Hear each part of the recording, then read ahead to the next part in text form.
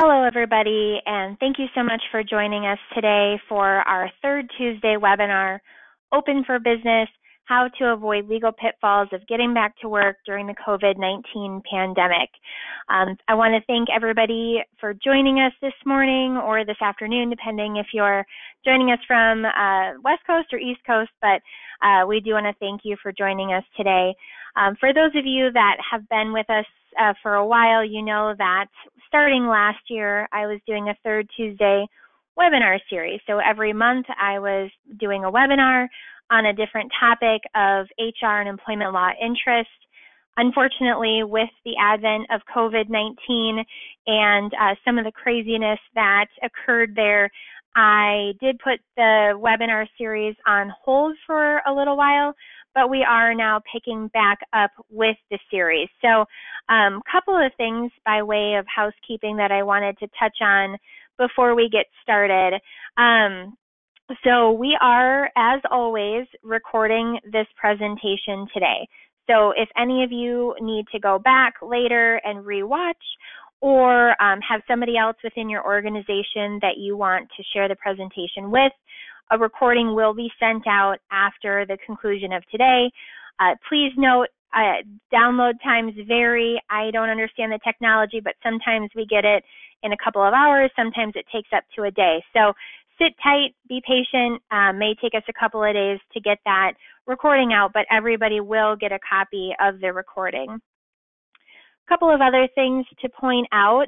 I had a request for my mugshot to be put on our presentation. So there you go. There's my mugshot. I'm Janelle Stanton. I'm the Vice President of Communications here at myHRcounsel. I'm one of our senior attorneys, as well as working in our business development, marketing, and communications department as well. And so one of my favorite parts of my job is getting to do these types of presentations. So it'll be me on my own today. So be kind with the questions. I see questions already rolling in. I'll do my best to get to as many of those questions as I can. So go ahead and feel free to enter any questions you've got into that questions widget on the webinar. I also did add the deck there, so I've had many requests that the webinar deck actually be included as a handout. So under the handouts section of the webinar widget, you'll see the handout there as well. So if you want to open that up, those are the slides we'll be talking about today. Everybody that is in attendance is also going to be able to receive one free HRCI recertification credit. That code will go out in the follow-up email.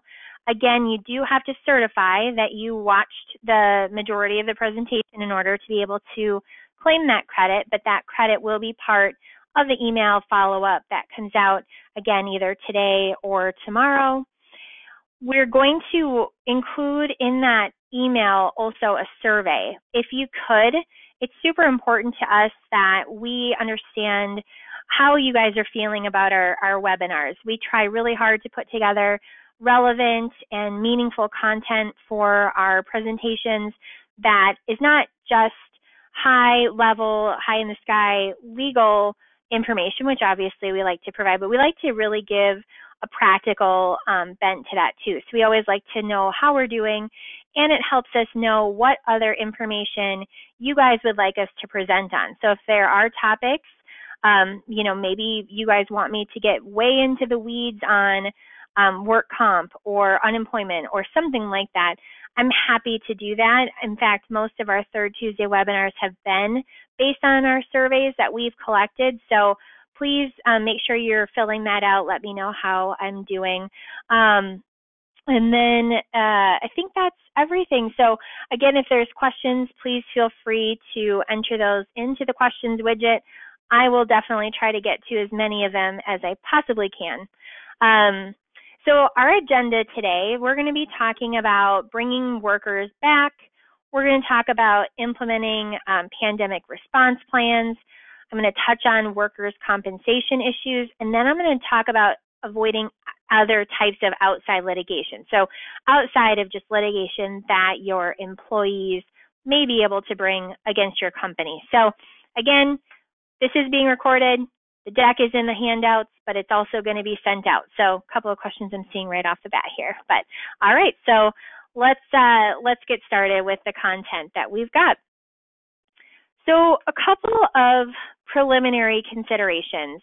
So I know that businesses out there, and our clients are no exception, want to get back to business. You want to get back to a sense of normalcy. You want to go back to serving your clients and your customers, making money, bringing your employees back to work. But there's some pretty serious considerations that you should weigh before you even get to that point of reopening and calling back your furloughed employees. And so it's my opinion, of course, this is not a legal opinion, but it is my opinion that you really need to be able to say yes to all three of these questions before you reopen your business. And now you should definitely follow your state and your local stay-at-home orders, executive orders, whatever your governor or legislature or mayor is telling you is absolutely what you should follow.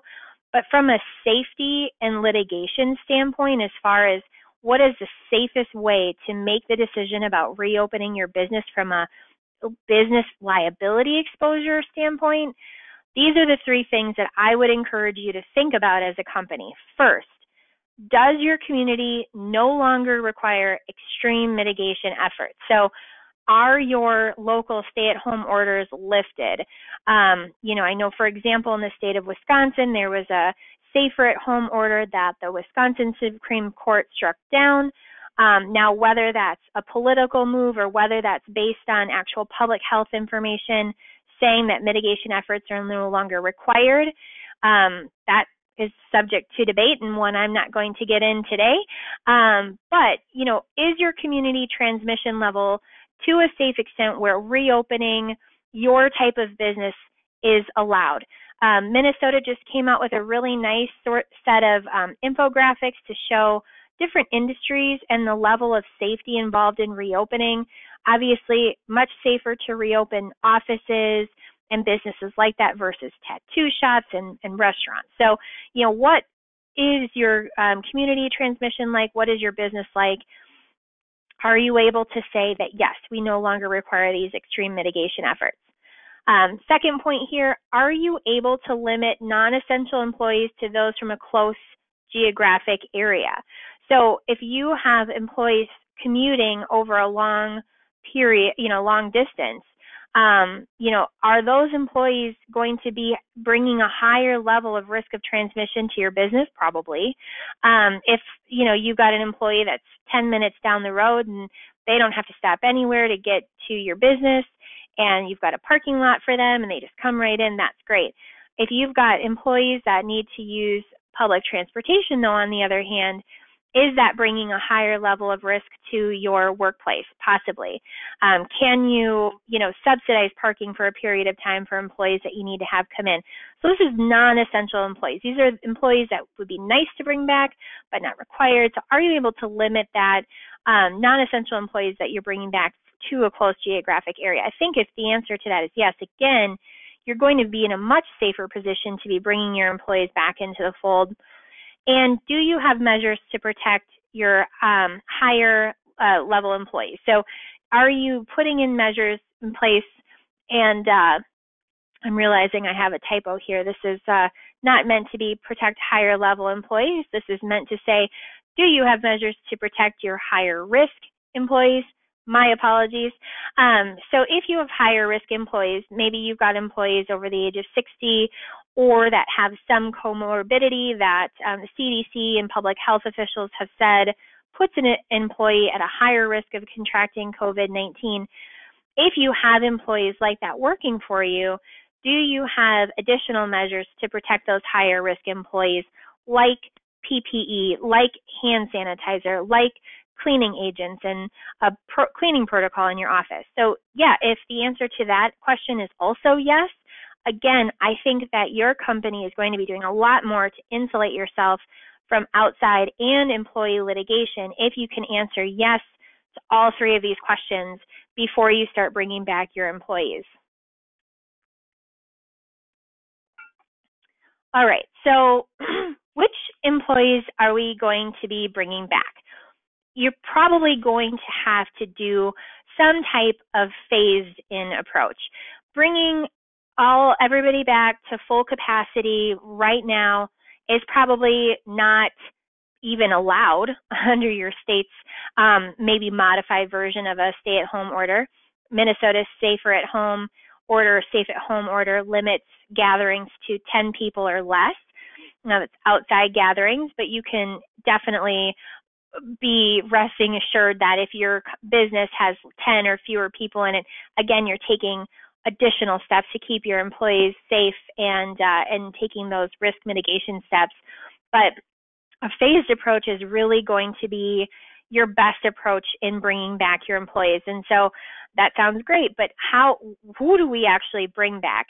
And I urge you to focus on your furloughed employees. So if you went through a process of furloughing or laying off some employees, and then maybe you also terminated your employees, start with your furloughed employees. Just makes sense. They were temporarily laid off. They're going to be, more subject to or more open to a recall. So focus on those furloughed employees. And then what I would say you should do next is focus on business-related objective criteria for who you bring back. So what that means is you need to look at the skills that you most need to get back up and running, get back to business. So whatever your business's core function is, who are the employees that are going to be able to most efficiently and execute that job the best? Which skills are those? So maybe it's going to be your leadership team or some members of your leadership team. Look at what those skills are. And this is a great time to revisit those job descriptions and see what is it that everybody is doing, what is it that's critically important, mission critical that we get people back for.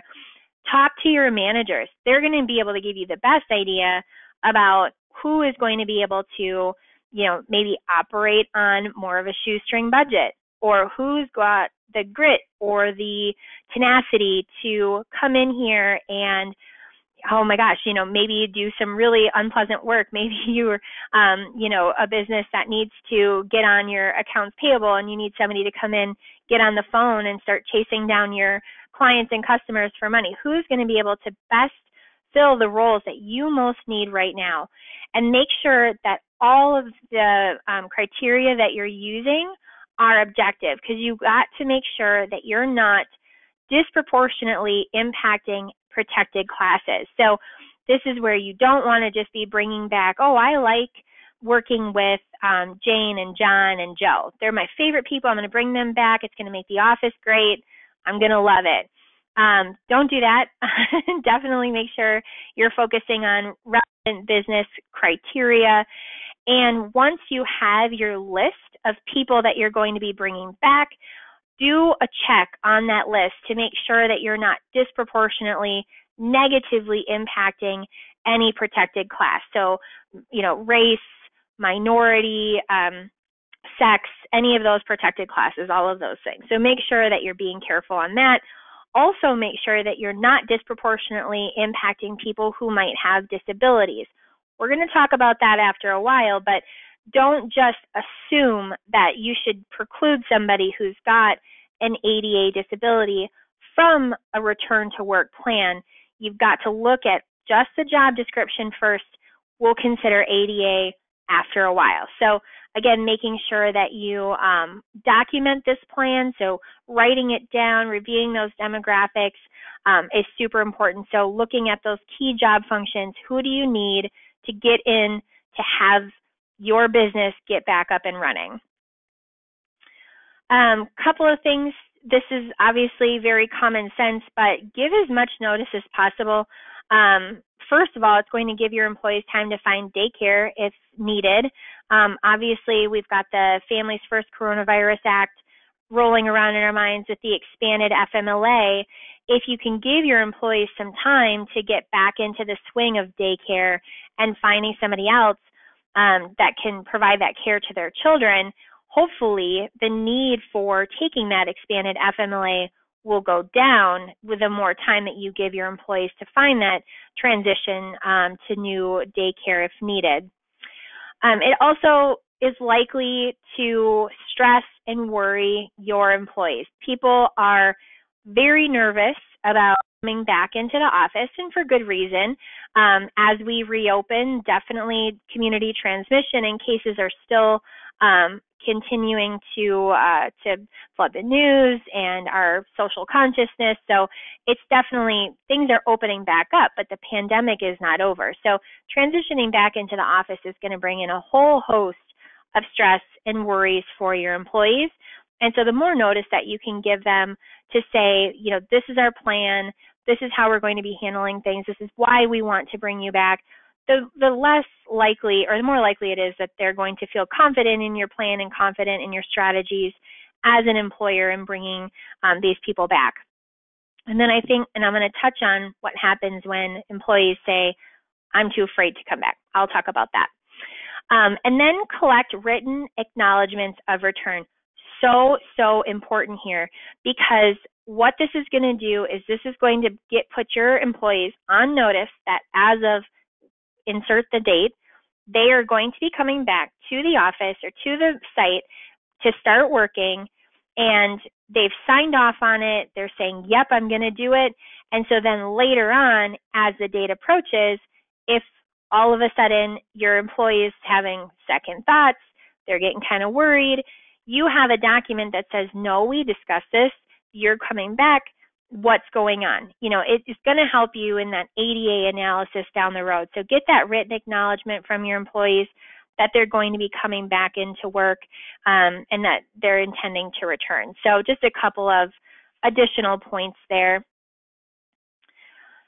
Again, on the bringing back workers, so you're going to need to continue managing the need for leave.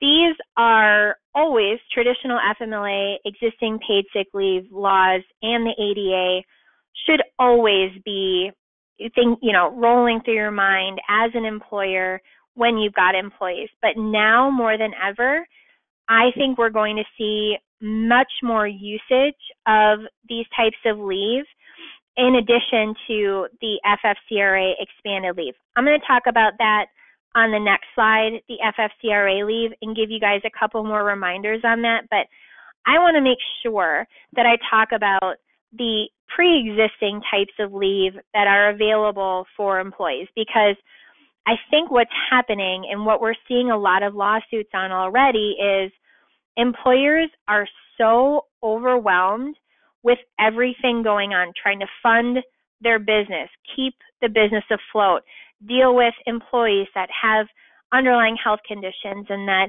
maybe already were out on FMLA and don't have childcare, that we're forgetting some of these bedrock types of leave that have been around and have been required of employers for, in some instances with the FMLA and ADA, a very long time. And so I just want to take this time to kind of just do a quick refresher on these, because it's really important that you're keeping all of these needs for leave in mind when an employee says they might need time away. Obviously, the traditional FMLA applies to companies that have 50 or more employees within a 75-mile radius. The employee needs to have put in 1 full year of service and work 1,250 hours of service during that year.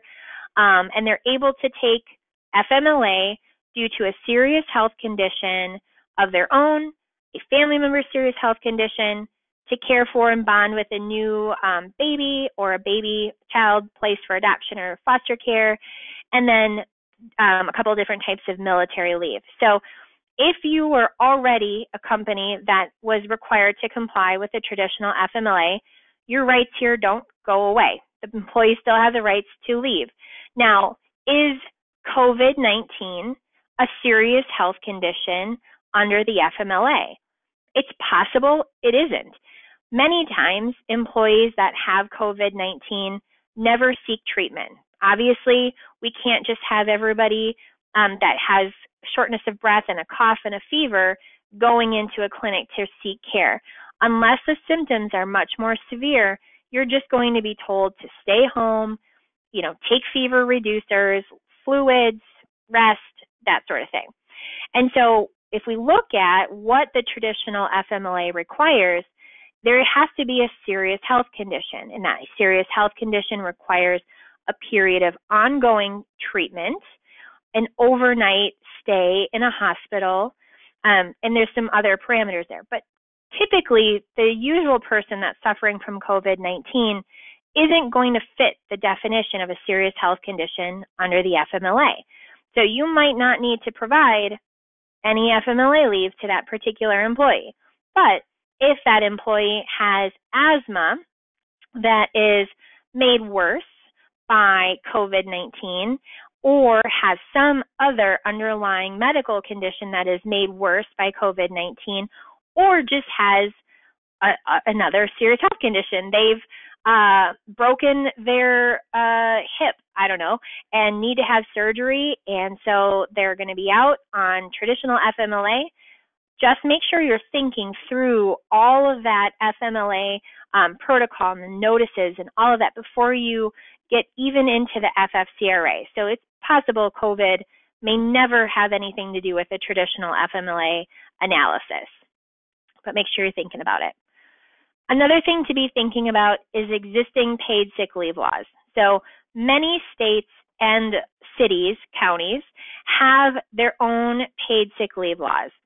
And how those paid sick leave laws interact with the FFCRA is going to obviously depend.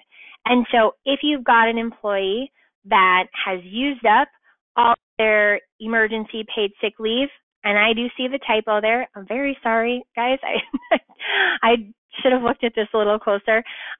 Those existing paid sick leave laws, there may need to be overlap. So if you've got an employee that's out of their emergency paid sick leave under FFCRA, and they may need to then also be able to take that paid sick leave law that's guaranteed by the jurisdiction that you're in. So make sure that if somebody does come to you again and they've got qualifying reason under one of the paid sick leave laws, that you examine both FFCRA and any existing paid sick leave laws. Lots of you are probably in a jurisdiction that doesn't have any pre-existing paid sick leave laws, and so your only real requirement is FFCRA or any voluntary paid sick leave that you're providing, but making sure that you're looking at those paid sick leave laws and understanding that those paid sick leave laws, again, can be used for any other illness. So if somebody has, again, a broken bone or has a family member who's ill or needs to use paid sick leave law for, or paid sick leave for stalking or harassment, some of those sick and safe leaves, make sure that you're looking into that as well. I'm going to leave FFCRA to the next slide. I do want to talk about ADA. There is an absolute explosion right now of ADA, and I'm talking to my clients about ADA all day, every day now, because here's what's happening. The Americans with Disabilities Act does have an unpaid leave component to it. And so there might be times when an employee, a qualified employee with a disability, may be entitled to a reasonable accommodation of additional unpaid job protected leave that you as the employer have to provide. The ADA applies to companies that have 15 or more employees, but most states have their own Human Rights Act laws that apply to even smaller companies. Minnesota, for example, down to just one. In Minnesota, if you have one employee, you have to comply with Minnesota's version of the ADA. So the ADA can step in and also provide job protected leave. And unlike traditional FMLA that says you only get 12 weeks, and unlike the paid sick leave laws and FFCRA that all have maximum amounts of time that an employee can use, the ADA reasonable accommodation has no set time limits. So what is reasonable to give as a period of additional unpaid job protected leave is going to vary from employee to employee. And this is why this ADA is absolutely exploding and becoming a really big issue. And I foresee ADA disability discrimination claims being a major headache for companies in the next year and 2 years, depending on how long this all goes for. But you need to know that employees that have a qualifying disability, and after the Americans with Disabilities Act Amendments Act, ADAA, many ailments are considered a disability as long as it limits your ability to perform one or more of the major functions of your life. So if it even impedes your ability to sleep, it could be a disability. The definition of what is a disability is very broad. And so if an employee comes to you and they say that they've got a disability and they need to be accommodated in some way by providing additional unpaid leave, by working from home, by having an office so they can separate from the rest of the people working, you're going to need to engage in what's called the ADA interactive process to determine whether that employee has a disability, whether that disability can be accommodated.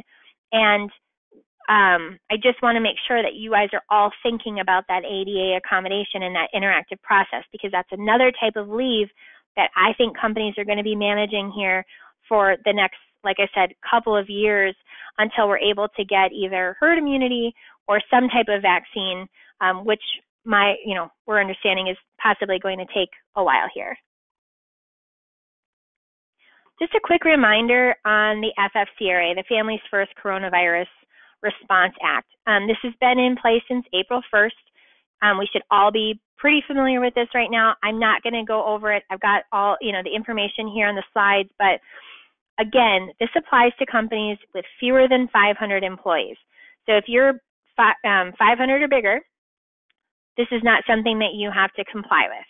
There may be other laws in the works to apply to bigger companies, but it's not a thing yet, so just note that this is for you smaller companies.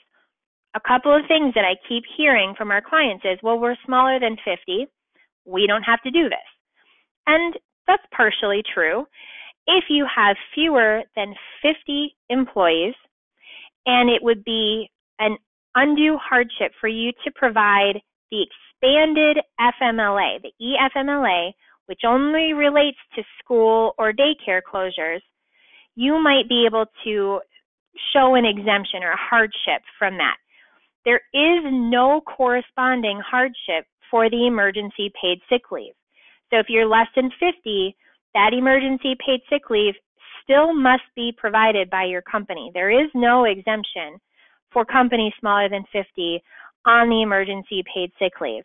And that emergency paid sick leave, again, gives employees up to 80 hours of paid leave for a number of reasons. So just want to point that out again. And also, one thing that we're asked about constantly on the emergency paid sick leave is, well, what if an employee is too afraid to come back? Do they get emergency paid sick leave? And the answer to that question is no. They are only entitled to receive emergency paid sick leave if they're being advised to self-quarantine. So if a medical professional, their physician, has advised them to self-quarantine. This happened to me. I traveled to New York City in the middle of March, and when I got back, my doctor said, why? And self-quarantine for 14 days. So I did. And so it was in March. I didn't get emergency paid sick leave because it wasn't a thing yet, but it was fine. I was able to work from home. We were all good. So if they're advised to self-quarantine, if they're subject to a self-isolation order, that's by federal, state, or local order, if they're experiencing COVID-19 symptoms and seeking a medical diagnosis, if the person is caring for someone who has COVID-19, caring for a child whose school or daycare is closed, or is caught under that catch-all provision, they're entitled up to 80 hours of paid leave. You'll notice what's missing here is, I'm too afraid to come to work. That's not a legitimate excuse here. What do you do when you have an employee who says, I'm too afraid to return to work? Well, this opens up a whole new can of worms for us to consider. So first of all, an employee that says they're too afraid to come back to work, you need to look at, is there some underlying medical issue that's going to apply here? You're going to need to go through that traditional FMLA or ADA process to see whether, first of all, they're going to be entitled to FMLA. And remember, they may not be entitled to FMLA, and the traditional FMLA only gives them 12 weeks of unpaid leave. I'm willing to bet many employees aren't going to be looking forward to 12 weeks of unpaid FMLA leave right now. So it may be the only type of leave that's available to them, but make sure you're looking at whether that traditional FMLA applies.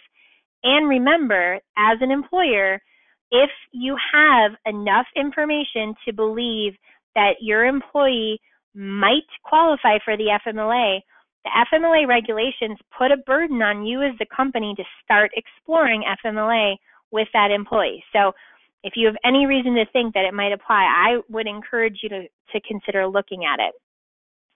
Then you need to look at, does the ADA apply? Now, employees need to bring ADA accommodation requests to you as the employer, so they can't just hide the ball and say, well, I have a medical issue, I can't work. They need to say that they need to request an accommodation to work from home or some other type of accommodation, but does the ADA apply? You should engage in that interactive process. You should have your employee fill out what's called an interactive process questionnaire. This is not a note from a doctor. A note from a doctor is not sufficient. There's a specific ADA interactive process questionnaire. If you are a client of ours, let me know. I'll send you one. It's a specific questionnaire that you have the doctor fill out. And the reason you want the doctor to fill out that specific document for you is because that document says specifically, yes, this employee has a disability. Yes, it impacts their ability to perform one or more major life functions. Yes, they need an accommodation to be able to perform the functions of their job. And here's the accommodation I think they need. Here's how long I think they're going to need it. All of that documentation then you will use in discussions with your employee to see whether you can accommodate them. In some situations, you won't be able to accommodate them. If telework or working from home is not a possibility, and that's the only accommodation that the physician is recommending, it's possible that then you might be able to safely terminate that employee if they're saying the only way I can do this is to work from home. But you want to have that documentation from a physician so that later, if that employee comes back and tries to sue your company, you can say, no, the physician said they have a disability, the only accommodation was telework, telework is not possible here. That is how you protect yourself from those ADA claims, is by having that ADA interactive process questionnaire completed by a physician. So maybe the ADA, that document comes back and it says they just need to be able to work in an office with a closed door, or they need to be provided with proper PPE, face masks, hand sanitizer, things like that. Maybe there's other ways that you can accommodate that employee. And remember, the ADA doesn't require that you give your employee their accommodation of choice. It requires that you consider accommodating them. So maybe they want to work from home, but maybe the physician says that giving them an office with a closed door and PPE is sufficient. If your employee is pushing back and saying, no, I don't care, I want to work from home, these are ways that you can then defend against a disability claim in the future to show that you engaged in this process with your employee. And I know I'm going very deep into this, but I'm telling you that this is something I'm advising on every single day. It's very, very important to get this right. If an employee is not able to work, and the physician is saying they need a period of time off or some other type of ADA accommodation, it's likely that they're going to be eligible for unemployment. Whereas employees who do not have an underlying medical issue and just say they're afraid of contracting the disease, even if it's not reasonable, you've got PPE, you're taking the steps you're needing to take in order to safely bring your employees back, ultimately it may come down to having to end that employment relationship. And many states are saying, if you just say you're too afraid to go back to work and you don't have a legitimate reason for saying that, that's going to be considered a voluntary quit and you're not going to be eligible for unemployment. Iowa is saying that, South Carolina, Tennessee, additional states are noting on their websites, their unemployment websites, that workers who do not return to work when the state reopens businesses will not receive benefits. And telling your employee that and being very clear that it might impact their ability to get unemployment, especially because now we're hearing a lot of our clients say, hey, they're getting that extra $600 a month in the federal unemployment insurance. They don't want to come back. They make more money now than they were making when they were working for us. Well, that's great. But if they're ready, willing, and able to come back and they just refuse to come back because unemployment's better, they're going to lose that benefit in many states. All right, so moving on to our next topic here, pandemic response plans. So again, as states begin loosening these stay-at-home restrictions, companies really need to be very careful in reopening. There's a lot of things that you need to be thinking about, not only regarding leave and who are we going to bring back, but putting in place a written document that actually explains all of the protocol that the business is going to engage in to keep employees safe. Not only is it best practice, but many states, counties, and industries are actually requiring that you put these plans in place before you reopen. Obviously, I keep bringing up Minnesota. That's because I'm in Minnesota. I was on my drive-in to work because, yes, I am working in my office with my door shut and my mask and my bottle of hand sanitizer here. It's just easier for me to do these presentations in my office with the right technology. But on my drive-in this morning, the Minnesota Department of Labor Commissioner Nancy Leppink mentioned that companies who fail to implement a PRP can be subject to monetary fines and potentially business closure. That pricked my ear up. So what she was talking about was all it takes really is a whistleblower, an employee usually, could be a customer, who knows, but anybody to tip off the Department of Labor that a company is not following the required protocol to be open, like social distancing, keeping groups small, providing PPE, providing hand sanitizer stations, things like that. If a whistleblower calls up the Department of Labor and says that a company is not following CDC protocol or the executive orders, the Department of Labor is going to be doing investigations of those businesses. They're going to show up, they're going to ask to see your PRP, and if they show up for an audit and they look for that document and you don't have one, this is where fines all the way up to potentially shutting down your business could happen. Now, the Department of Labor isn't out there on the prowl, randomly sampling businesses to see what your pandemic response plan is, but it is a required document, and I can guarantee you that an employee who doesn't feel safe, that you tell them, you don't feel safe, tough, you're fired, they're going to call up the Department of Labor and say, I didn't feel safe going into work. My company wasn't taking serious the CDC recommendations.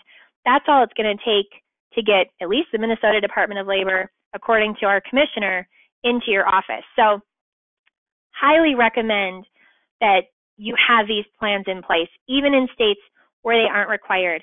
And so, when we're talking to our clients, and we are going to provide a document, a pandemic response plan, it is not meant, the document I'm going to provide to everybody that's in attendance today, it is a starting point only. It does not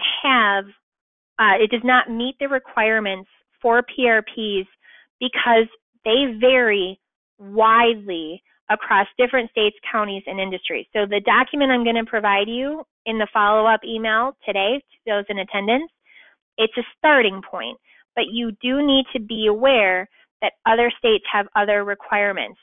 Alabama, the document is 158 pages long. It's absolutely insane. It lays out different protocol depending on the industry. Obviously, offices are going to be able to function much different than a salon or a restaurant, so it makes sense. But it's 158 pages long. For comparison's sake, ours is 6. So you can see that the document that we're providing, it's a base level. It gets you started thinking through putting one of these PRPs in place. Washington State, obviously a very hard-hit state and one of the first states to grapple with COVID-19. They have a safe work plan requirement that says at a minimum it should discuss workplace safety, workforce support, and customer and visitor expectations. The state of Washington says that all employers should develop their own unique plans based on their own checklists, that the plan should be self-monitored and updated regularly based on evolving guidelines, that the plan must be communicated to the workforce via a similar approach to regular policy changes, email, meetings, however those are typically done. Washington also says that plans should be shared publicly to build community confidence, so posted at entrances for visitors, emailed to subscribers. We've all gotten those. I've gotten hundreds of emails from companies I don't remember signing up for emails for, telling me how they're taking COVID seriously. California, we always pick on California around here for good reason. They like to make everybody's life difficult, but California, before reopening, all facilities must, underline, bold, must, perform a detailed risk assessment and implement a site-specific protection plan. Another component that California says before reopening, you've got to train employees on how to limit the spread of COVID-19, including how to screen themselves for symptoms, stay home if they have them. You've got to implement individual control measures and screenings, disinfecting protocols, physical distancing guidelines. All of this needs to be posted in the workplace. There are some industry-specific plans and checklists that the California government has put out there.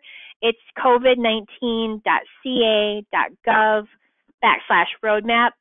So they've got a website there with some industry-specific plans that if you're one of those California employers, you can go to that website and grab those plans.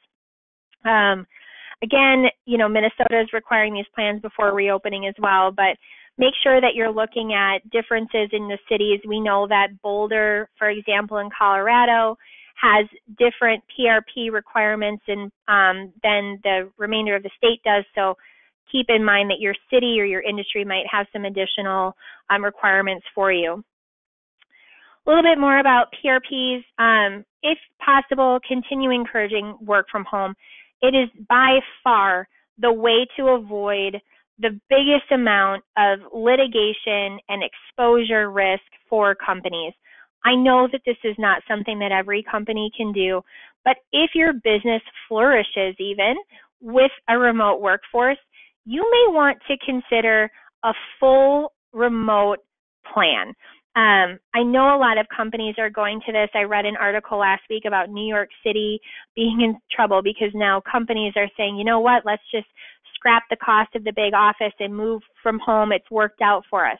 Some companies, that's going to work. Some, there's no way. Manufacturing, clearly not going to work. Construction, clearly not going to work. But if you can encourage working from home or even just different departments from working from home, if your accounts payable, accounts receivable, if your other IT teams can continue working from home, keep that up as much as possible. Additional things that should be included in the pandemic response plans are your precautionary measures being taken. And so you want to make sure that you're, limiting in-person meetings and gatherings, requiring 6 feet of separation. Make sure that you tell your employees how the company has deployed technology or different procedures that enable employees to communicate effectively, i.e. Zoom meetings or Microsoft Teams or Slack, whatever types of technology you're promoting to keep employees safe and working separately. Make sure that you adhere to the personal hygiene and environmental cleaning instructions prescribed by the CDC and OSHA. Putting signage up in your office. We have signs everywhere. Our whole kitchen is closed. There's signs in the copy room that say wipe down the copier after use. There's, signs everywhere around here. Talk about that. Put those signs up. Talk about the travel restrictions. Obviously, I typically am traveling for my job. Now I'm not. I'm grounded for the foreseeable future. Talking about how that's postponed. If you'd had any employee who recently traveled, which Likely you don't anymore, but that, if employees had recently traveled, they'd be subject to additional precautions like self-quarantine. It's really important to explain your emergency response. So if there's a cause for concern like travel related, or an employee that's tested positive, or an employee that's suspected to have tested positive, how are you going to notify other employees? I'll tell you, you're not going to tell your other employees who it was that tested positive, but how are you going to, notify other employees of a positive test or presumptive positive test? How are you going to notify your vendors, clients, customers, anybody that might have come into contact? So making sure that you're spelling that out. What are the guidelines that you're implementing to control exposure? This, again, is where you're going to avoid lawsuits by putting in place engineering and administrative controls that are meant to reduce transmissions in the office. All things like increasing ventilation by opening windows, if you can. Ours don't open. But don't shake hands. There's actually a state, I can't remember, one of them in the South, Alabama, Georgia, that said don't shake hands. Now we're fist bumping. All of those things, not having workers switch between floors. Again, physical distancing, not sharing elevators, providing disposable hand towels, no-touch disposable receptacles. All of those things, hand sanitizer, soap and water, routine. How often are you going to be cleaning frequently touched surfaces like doorknobs, countertops, keyboards, things like that. All of these things are what you should be putting in place in these plans that are meant to keep employees from getting sick in the workplace and bringing claims against you, or getting your customers or clients sick as well. And if you have PPE available, what is it? How are you providing it? Obviously, if you're in a medical profession, the requirements for different masks, gowns, gloves are very different from an office atmosphere. So what PPE is appropriate? What do you have available for your employees? Make sure you spell that out.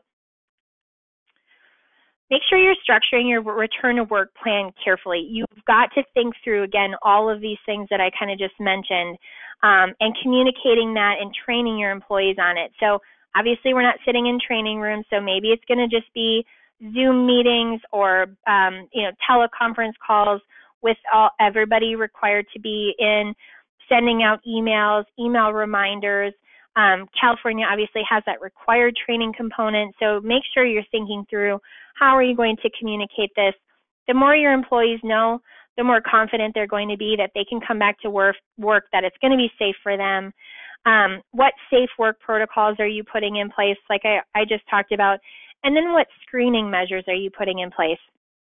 Employee screening, again, is kind of, I think, a danger zone. So, a couple of things about screening measures. If you are going to be screening your employees, have a written policy in place about the type of screening or testing that's going to be done. So are you going to use an infrared temperature or thermometer to take employees' temperature every day?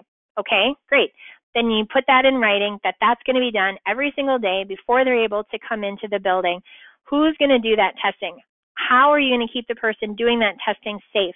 You have to think through those things. Pennsylvania actually has temperature taking requirements that are very specific for life-sustaining businesses. So if you're in Pennsylvania and you're a grocery store, a pharmacy, some type of life-sustaining business, make sure you know Pennsylvania has been put in place some very specific protocol about temperature screens. Explain the reason for the testing, obviously using CDC guidelines that a fever is indicative of COVID-19. State which positions will be screened. I highly recommend if you screen some, you screen all, but it may be that you've got employees that are more likely to be out and about, going into the public or around other employees that you're going to screen versus somebody that's just going to be, again, sitting in an office with a door shut. Explain what happens if an employee refuses to be screened. You could have an employee say, no, I don't want to. Well, what's going to happen to that employee if they refuse it? Make sure you put that in writing so that your employee knows, hey, if you refuse to be screened, you're going to be sent home probably you're not going to get unemployment either at that point. Explain what symptoms will result in the employee being sent home. These are being updated. It used to just be fever, cough, shortness of breath. There's now some additional symptoms, so make sure you're keeping up with what the CDC is saying on that. And then again, updating your policy as necessary to comply with any new public health guidance as we learn more about this disease.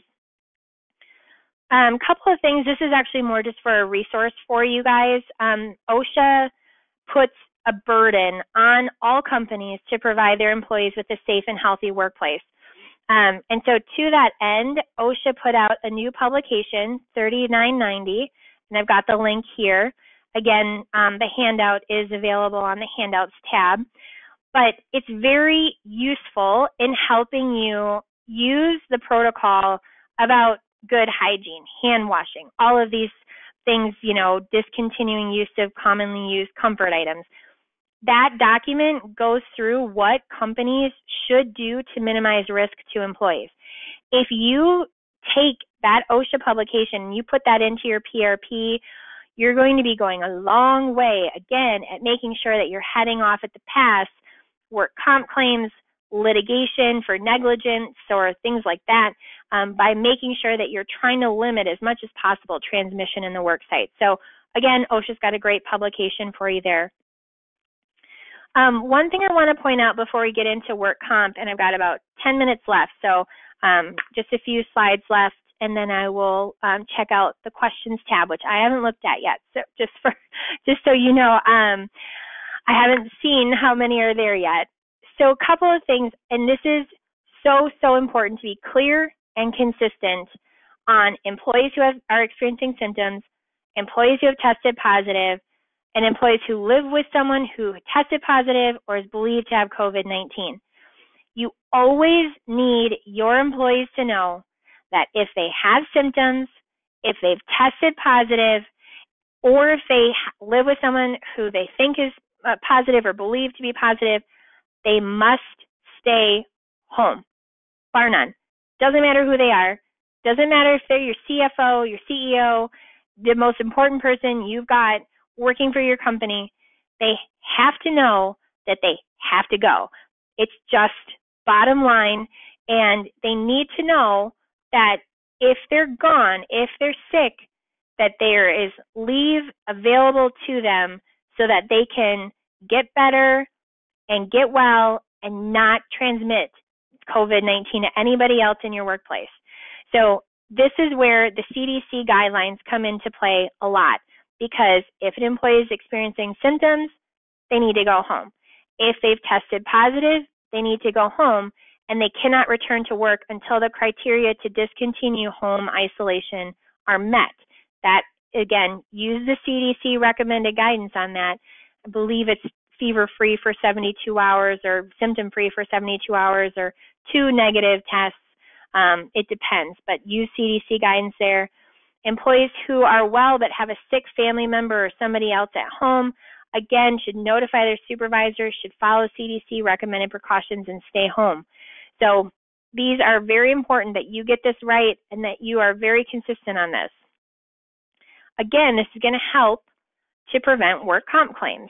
So many of you are very familiar with workers' compensation. I'm not going to give a whole background on work comp, but one of the things that we are seeing is an absolute onslaught of workers' compensation claims.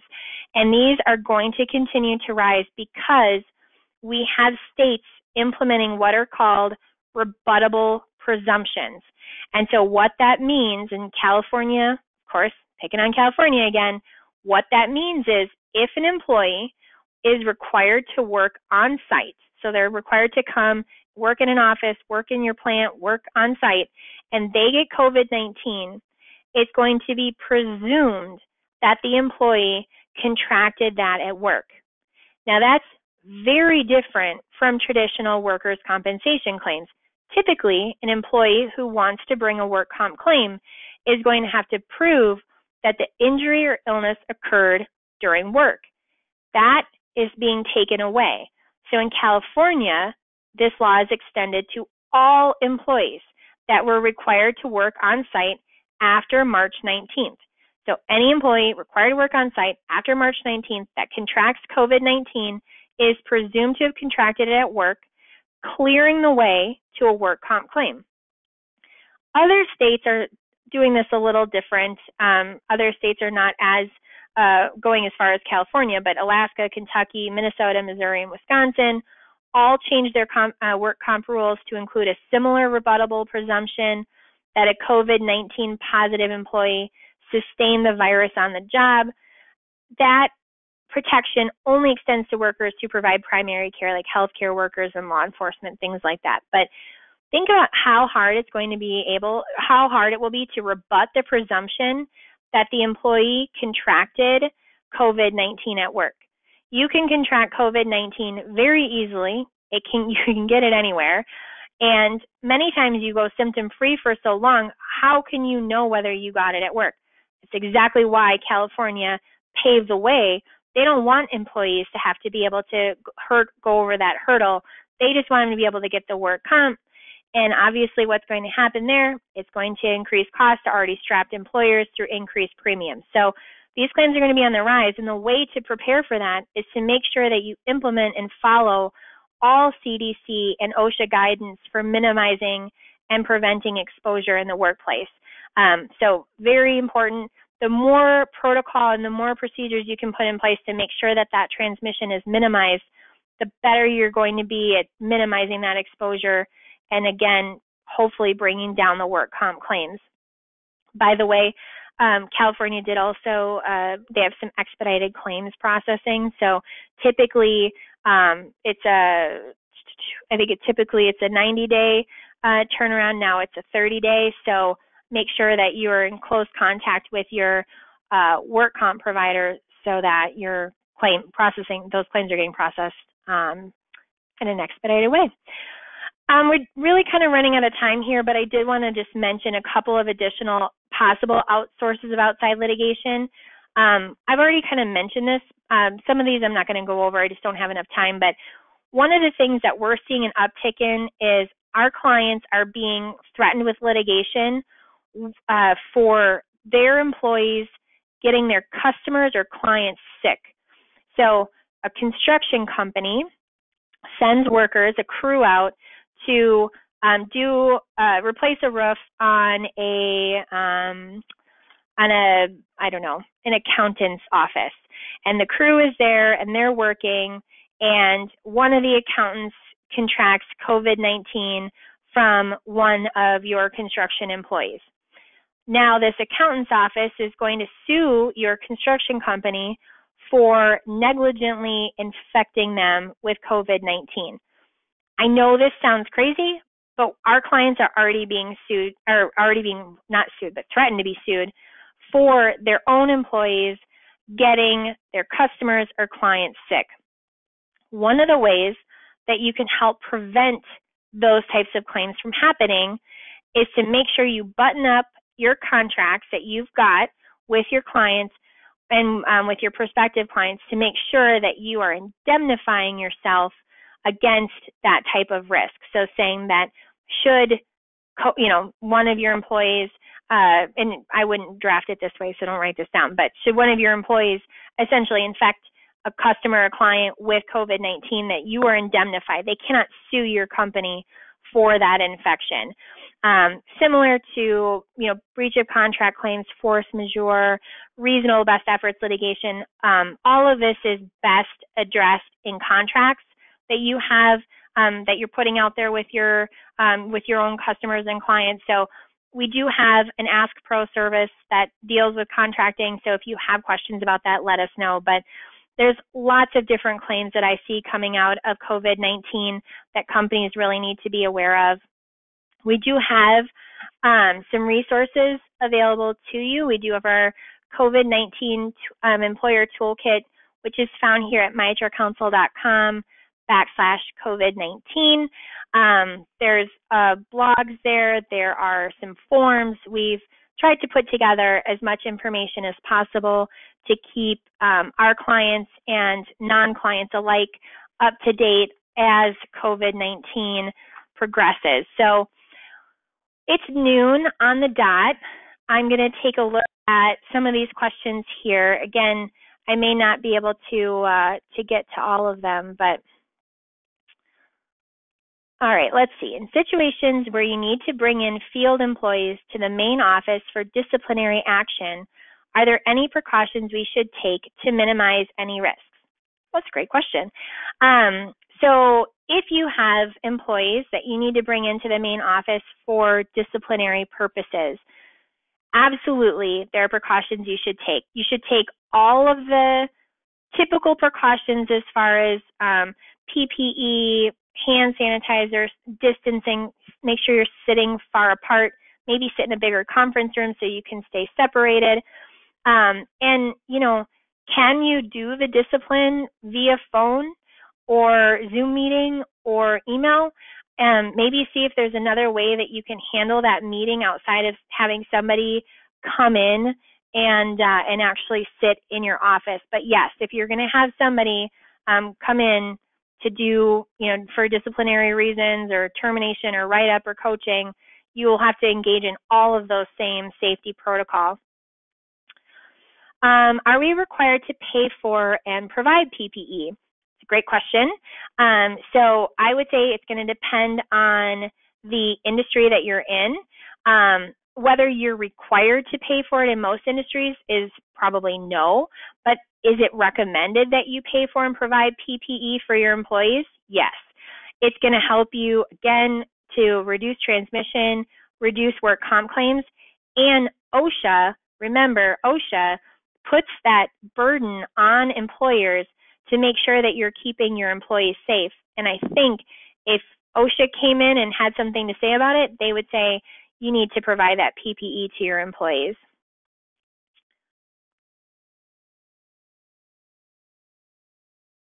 Oh, here's another good question. Okay, if we never closed because we are an essential employer, do we still need a PRP for employees who were allowed to telework but are returning to the office soon? And yes, you absolutely should put in place a PRP for your employees that you're bringing back to work. And again, for the same reasons, because you want to tell them, you know, what procedures that you've put in place to make them safe when they come back to the office.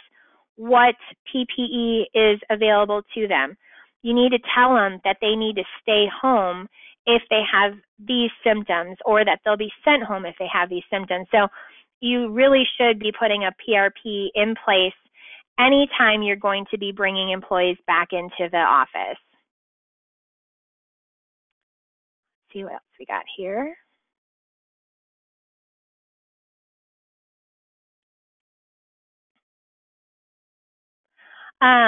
This is a question we've gotten quite a few times. Is it possible for us to have employees sign a waiver if they choose to come in? No, it is not possible for you to waive your obligation as an employer to keep your employees safe. Very tempting, but not okay. So again, OSHA places that burden on companies to provide that safe workplace. You cannot avoid liability from your employees by having them sign off on a waiver. It's just not going to work. I understand it'd be nice if it would. See, answered that question already.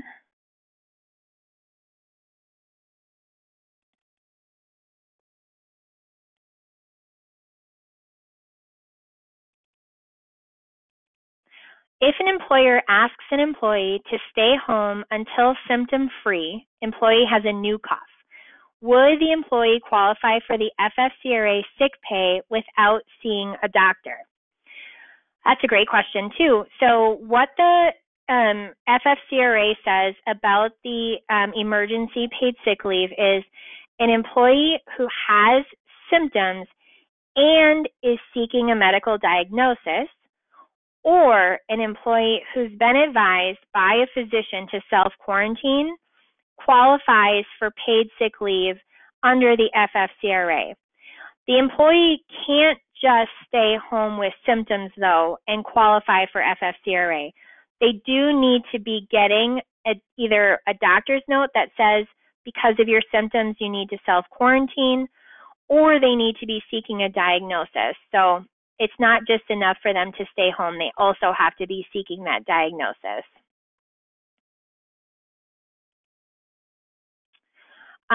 Here's a question. If we are not normally covered under FMLA, small business, can an employee who gives birth now be eligible for expanded FMLA, EFMLA, because they have to care for their child?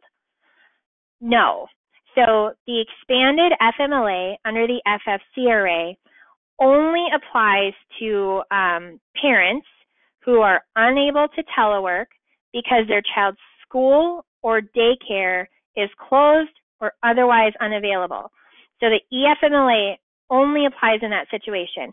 It did not create a new level of leave for employees who have recently, birthed a child or had a child placed for adoption or foster care with them. So they do not get EFMLA for that reason.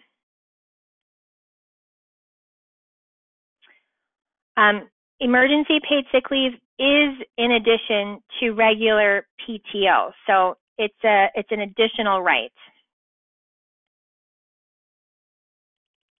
Let's see what else we got.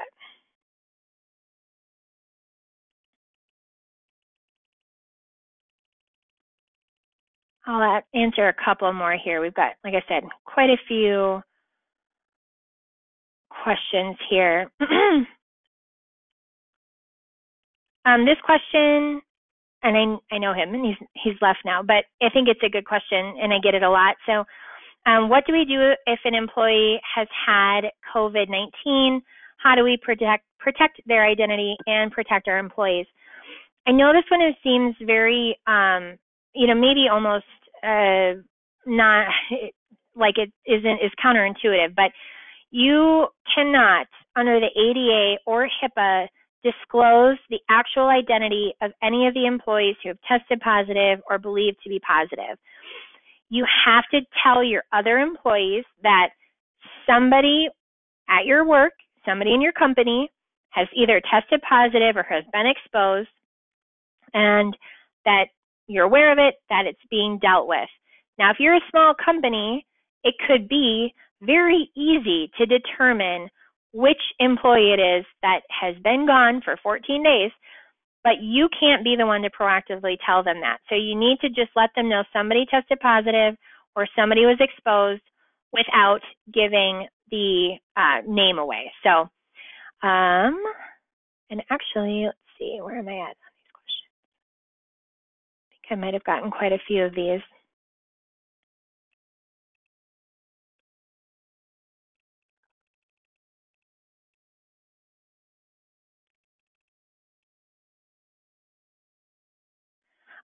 Is a written acknowledgement of return only for those that were furloughed or those still employed and currently teleworking as well? So if you are going to be bringing employees back into an on-site workplace, so office, wherever, if they're going to be coming back to a workplace, yes, you should get a written acknowledgement of that return. So it should be for anybody that's furloughed or anybody that's currently teleworking and that's coming back to the office. Definitely, it's not required, but definitely a recommended practice. So I've kept you guys about 10 minutes over at this point. Thank you so much for your attention. Definitely, if you're not already a client of ours, get set up today. We've answered hundreds of questions for clients since all of this got started. We've helped our clients do furloughs, bring employees back from furlough, make sense of the PPP loans, figure out FFCRA leave and ADA leave. We do all of this on a flat fee, unlimited basis. So here's the subscribe information. If you have questions, let us know. Again, look for that that follow-up email with the HRCI credit and all those things that I've already promised you. But thank you again for joining us. Fill out the survey. We take our survey information and survey responses very seriously and try to incorporate them for next time. So I hope you enjoyed the presentation today. Have a great day. Stay safe and stay healthy, everybody.